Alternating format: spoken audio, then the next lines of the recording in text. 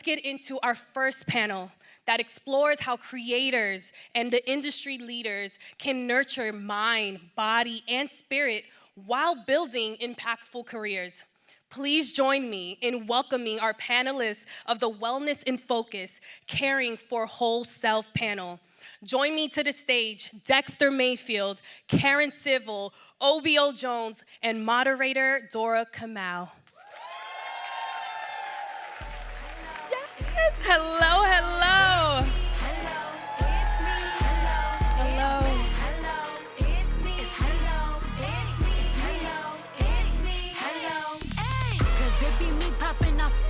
Not Cardi, love it, because it's real. Hello, hello, this mic is on. Y'all really do look so beautiful. I'm from Canada, so this is rare. I'm like, wow, so many of me in here. My name is Dora Kamau. I'm a mindfulness teacher on an app called Headspace. You probably have met me on an app called TikTok. I probably told you to take a deep breath and get off the app.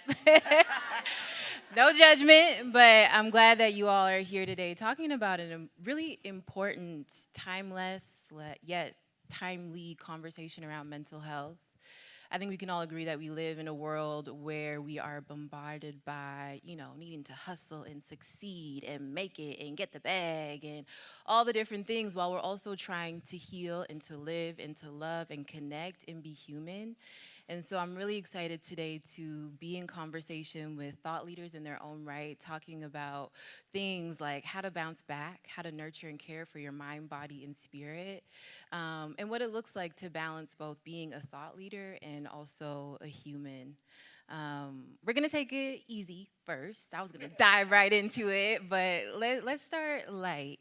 And I'll have all of you just briefly introduce yourselves and share how you take care of your mind, body, and spirit.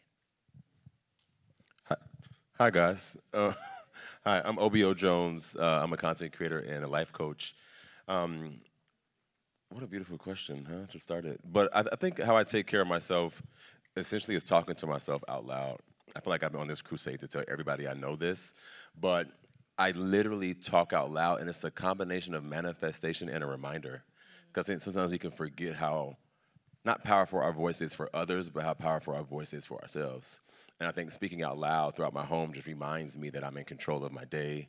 And when I'm not in control, I know somebody who is. And I think just being mindful of the power of my breath, the beauty in my heartbeat, the beauty of my existence. And so I think speaking out loud, I'm talking about the most mundane things. I am ready. And how starting the day with an out loud, I'm ready, can truly remind you of how ready you are for your day.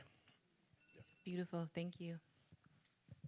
Hi, this room is absolutely gorgeous. Karen Civil, media maven, and what was the question again? How do you care for yourself? Mind, body, spirit, creativity?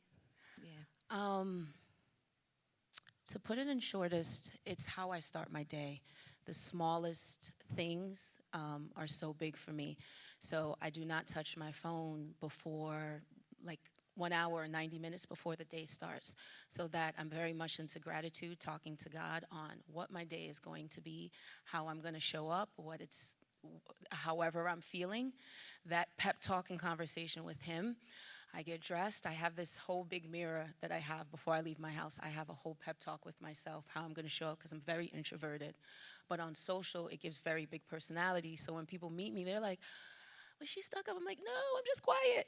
So I have to prepare myself in those ways. But then when it comes time after work is done, I'm a D&D queen. People know I reserve myself. Now I love with social media, you can decide what's in your atmosphere just with how the algorithm works, who I follow, who I want to see, things like that.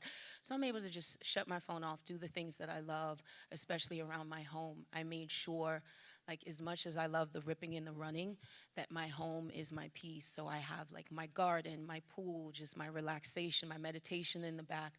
So if it ever gets crazy, my home is that solace for me. Thank you. Hey, y'all. My name is Dexter Mayfield. I am a dancer, content creator, model. But the main thing that I do is to make a choice to be present in the moment. A lot of times we have so many things bombarding us, whether it's our phones, media, news, just the world around us, and to make a conscious choice to be present in that moment and to be grateful in that present moment. And that's really what grounds me and really helps me get through the day and get through this little thing we call life. Preach. I think something that you all mentioned is boundaries in a way, whether it's filtering the words that you speak to yourself, having routine, shutting off your phone, or just being intentional with choice and being in the present moment. And so my next question for you all is, how do you set healthy boundaries, and how does that allow you to protect your gifts? Because all of you have gifts to share with the world. Yeah, sure. It's funny, I was on the way here talking to my friend about this. I've often struggled with boundaries because I think boundaries, in my mind, I thought a boundary meant you did something wrong. But a boundary just means what you're doing doesn't work for me. And I think that's what we need to really internalize, right? Because I think we attach this layer of shame to a boundary, so we don't set them. It's like, I know you mean well, so I'm gonna let you just keep meaning well, even though it's irritating me or frustrating me or making me feel smaller. And so I think taking the shame outside of boundaries helps, but I also think reminding yourself that you're worthy of comfortability. We're marginalized groups of people, right? And so I think a lot of us have internalized this idea that we have to keep fighting. Everything's gonna be a fight from the day to the night, right? And I think if we remind ourselves that we are worthy of comfort, we're able to say in a healthy way, what you're saying doesn't suit me, right? And I'm worthy of being comfortable. And if you care about me the way I care about you, you'll adhere. And I think understand the difference between a boundary and a rule, right? There's a very, very stark difference in terms of like, this doesn't work for me versus you have to stop doing it, right? Because I think a lot of times in our friendships, we think about, you may do this and it works for all of your friends that you have outside of me, but it doesn't work for this one. So you saying to me that my other friends don't mind, I'm not your other friends. This is me, right? And I care about you intentionally and specifically, and I would appreciate the same thing in return. So yeah. You said something important, which is, and what my therapist has taught me, is that boundaries allow me to care for myself and you at the same time.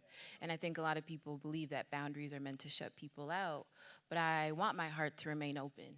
And that's one way that boundaries can support us in remaining open, because I know it's easy to shut people out and live isolated, but that's not really what life is about. We can't survive as humans in that way. So thank you for sharing that. Yeah, about you.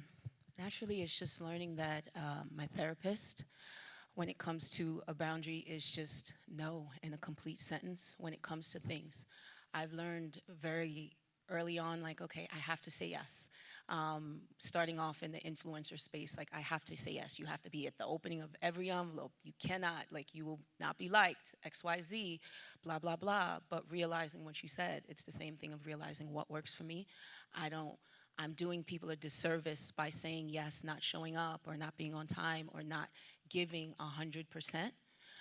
So now it's just, no is a complete sentence. And I don't feel bad about it and all the anxiety that comes from it. My therapist told me, let that go, girl. Like Elsa, let it go. In addition to all of those beautiful points, I think it's about protection and understanding what the consequence of those boundaries are, and it's ultimately to protect yourself and your energy, your inner peace, and your mental health. And I think that it's okay to say no in those complete sentences, especially when it comes to giving away that energy. And a lot of times we enter these spaces and it's such an exchange and it's so full out and you're full on and you're like, whoa. And then after you exit those spaces, you're like, why am I so drained? Why am I so exhausted? And it's because you need to protect that energy in order to maintain that intention throughout. Yeah, beautiful. I'm thinking about a conversation I had, and me and my friend decided, like, 2026, we're going to get better at disappointing people. And that may just be by saying no, right? And it's okay. And it's okay. The world continues, and we live to see the next day. Anyone here a James Baldwin fan? Know who James Baldwin is? Beautiful. We're going to take it there. So one of his favorite quotes that I love when he talks about self-care is the courage to confront our darkness, right, our fear, our pain with vulnerability and hold it with care and reverence. There's so much that we can learn from the highlights of life, but also from the low moments. And so my question for you all is, if you feel that you can share, share about a time where you were in a low moment, in a season of darkness maybe, and how did you recover? This is very poignant. It kind of happened to me yesterday. I got in my opinion, some disappointing news, and I kind of let the weight of all that hit me so hard. And in that moment, I had to let it happen. I had to feel it. I had to in those moments where I said earlier, being present, it's okay to be present in that almost sometimes rage and fury and just frustration with all the things. I let myself feel it, did what I needed to do through that, and just understanding that helps compose the entirety of who we are as individuals. Because if we don't acknowledge when we're not okay, when things are not going well, because life is always about duality, and to be present in those moments and feel that and feel the weight of it and be able to work through it as well is also one of the things that I really took pride in. In that moment, I was like, I got through it, I felt it, but let's keep it pushing, keep it moving, and move on intentionally in the best way we know how. Thank you. I'm looking at you. It's funny. Have you guys seen Him, the movie? Yes. Yeah, it's a football-based movie, but there was a part of the movie that stuck out to me, and I say this often. He said the trick to life, essentially, is to survive the death of your old self. And I think that was the most difficult part of my life, surviving the funeral that was happening in real time of who I once was. If you guys follow me on social, I've talked about this often, but I struggled with my sexuality for a very long time. And I remember in my late 20s being like, I'm going to die as a figment of who I'm supposed to be. I'm never gonna be him. And it was literally like I had to make a choice. I was either gonna keep pretending and being in this never-ending play that wasn't even a good play, right? I wasn't even on Broadway, not even off Broadway, girl. It was not a good play. And so I'm either gonna be in this terrible play, or I'm gonna take a chance at being myself. Let's just see where that goes. And I think from then, took a chance at being myself, and I'm talking to you. Right? I'm talking to you guys, and I think there's something beautiful about honoring who you are, but I think a lot of us have to survive the death of the old self and recommunicate to old community and new community who the new you is, and that person may change significantly throughout your life. And I'll be quiet after this, but I often tell people to get 3 people. Get a therapist, get a coach or a mentor, and get a friend. A therapist will tell you about your past experiences and how they show up today. A coach will tell you how to direct those experiences and to become who you want to be, and a friend will honor your humanity. They'll tell you who you are. And I think that's how life works. So. My little cousin taught me this. I'm just trying to stay hip. What about you, Karen? Oh, gosh, you ended that so beautifully. 2018, I had surgery, and my brother was with me through the whole time. So just to give a little back, when I moved to California 15 years ago, my brother moved with me. Me and him, he's like my play brother. But when we moved here, we had aspirations of him being big in music, me doing what I do, and we'd make it great. We created all these memories, had all this stuff. So fast forward 2018, I got sick, and of course, he's taking care of me, the whole thing. But unfortunately, during that process, he passed. And it was such a weird thing even talking about it now, because I have to realize grief and death is very weird, because it realistically is like love with no place to go. I have to talk about somebody I cared about in a past tense, and life now becomes when he was here and when he wasn't. So I've been processing it every day, because every day is a reminder of him. My birthday, we have matching tattoos, I'm named after his mom, we have the same name. So it's all the things that come with it, but then I have to then remember, this is somebody that I loved. This is life still needs to be lived, how I show up, and what you said, getting the therapy, the friend, and the life coach. And it's so crazy you said it in that manner, like having those people and really pouring into that. Because at one point, when you think of like as you're building optics, I need to make sure I have the good hair, like the shoes, the purse, and all the optics. But in reality, I was like, I didn't care about any of that. I need to make sure internally I'm okay. So I had to make sure I had the therapist. I was taking the ashwagandha, my medicine, and all the things that come with it, and actually going on a vacation, a holistic one, to take care of myself. Because we go on the trips with the girlfriends, but like the wellness vacation to really take care of yourself and really pour into what life now is like without him. And yeah, it's been a journey. It's been good days. It's been bad days where I'm like, bro, where are you? And thing where like now I have a better understanding even when I talk about Malcolm. Beautiful. Thank you. Yeah. Got goosebumps. And I think you said something important, especially when it comes to self-care, is balance, right? And sometimes we are asked to hold two opposing things. So grief and gratitude can exist at the same time. Yes. It doesn't need to be separate. Yeah. You can still be a boss, be a leader, and still need support and seek help. And that doesn't diminish who you are or your light at all. Yeah. So thank you for sharing that. Last question. I'm looking at the time. I'm like, dang, I got so many questions. We're doing all right. I I think know, we're I doing know. okay, though.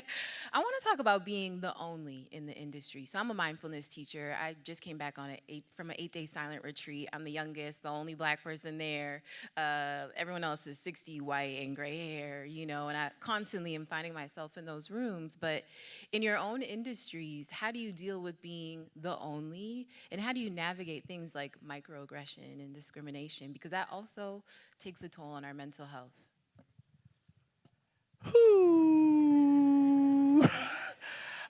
Existing at the intersection of being Black, cisgendered male, femme, queer, and plus size is a lot. And the one thing that has guided me through that entire time is that I need to be here for a purpose because I never saw it for myself. Whether it's trolling comments or, you know, a little lack of work or any manifestation of trying to invalidate my existence, I have to focus that I am still existing. I'm still here. I'm still moving through it all. I'm dancing through it all. I'm showing that we need to be here, and I need to be here for someone else, for someone who's struggling in a small town, trying to find their way when everyone's telling them you're not enough, and understanding that my presence is giving someone value and giving someone inspiration and spark those sparks of joy we were talking about. And that's what I really lean into. And it gets tough. It gets a lot at times. But like you said, grief and gratitude can also exist at the same time. So if being the only one in this moment is my intention and my purpose, I'm going to step up and do what I need to do to get through that. Thank you. Beautiful. I kind of tackle a little bit different because I just know going into certain things, it's like, yes, I'm a woman, Black, sometimes a West Indian, and it's like if you don't come in, hi, super bubbly, and you're just quiet in your own world, okay, you turn into the Black woman with attitude. But for me, I really fly above it at this point and look at very man on the mirror, like just really just look at myself. And when I go into situations, when I worked at Beats by Dre, other companies, whatever it may be, if they let me in, I'm leaving that door open for other folks to come in. And I'm talking people of color that actually deserve to be there, because at times we are overlooked. When you go into like my 8 years at Beats by Dre, when it would go time to hiring people, if they would go off the LinkedIn and certain things, I know I'm not supposed to say this, I know somebody's name is gonna get passed over because of their name. We're not doing that. If they do great work, let's look at people's great work. Let's start like making sure they get a chance. So when they would let me in the door, I left that BRTC open because I want other folks to come in and have those moments. So it goes into everything that I do. I encompass from engagements to if it's a sponsorship or whatnot. Yes, I want value for myself, but I need to make sure that It's included in the agreement 2 or 3 extra for a sponsorship for another talent that I work with. It leads back to my Live Civil brand or a philanthropy endeavor or something that I have coming up. So even for me being a part of this, it's like, which I wholeheartedly appreciate letting them know, bringing 2 people with me. So Mike is one who works with like Kendra's Boutique, who's a really big person who, to me, who's very important in culture. He handles all of her stuff. So for him being here, being a part of this, because he naturally wouldn't come, you know, with them being in Arkansas, so flying them out, him being a part of this, to me is important. So when I'm able to do that, that's where I see my value and me really being able to shine for women of color especially. Thank you. Yeah. I got really lucky. I had a really, really good dad. Like, and so I'm never the one or the only. Like, I stand on the shoulders of my dad, and I know as long as he's breathing, I'm fine. I know that I have someone who sees me. You know what I mean? So I don't necessarily need to be seen by the industry as much as I hold space for myself. And I think the beauty of social media now is that you get to see in real time your community build, you know? And I started on YouTube, which I think was the best place to start because you have to see your community legitimately grow with you. And in terms of me, I'm black, I'm gay, I'm masculine presenting in some ways. Depends on who you ask, depends on when you see me. But I think for me, it's just, I don't know, to me it feels limiting if I'm being honest. And I don't like to dwell there. I'm more so like to focus on, to your point about like, who can I help? Who's mindful of me? Like, I'm going where I'm like celebrated, not tolerated, right? Like, who wants what I have to offer? If you don't, late girl. But, you know, I'm not focused over there, feel me? So again, I had a beautiful dad who reminds me every day of how beautiful I am, how necessary I am, and I think necessary is a really thing to remind ourselves of. And yeah, I just got lucky, so here we are. Here we are. Thank you. I don't want to leave y'all open like that. We dive deep, so maybe just quickly, one thing that brings you joy. We can end there. I'm gonna be a little cheesy. Y'all know I'm engaged, so. Oh, my man, So my man. He gonna do that joy thing every time. You know what I'm saying? Thank you, Karen. I don't want to sound cliche, but just community in this room, just being here. This is just really, really nice. I'm finding joy here.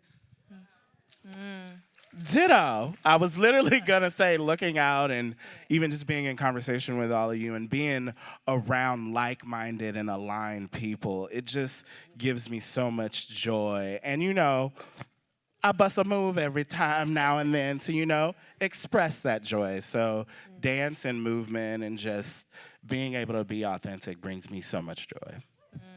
Beautiful. Thank you. Thank you all so much. Thank you, guys. Thank you.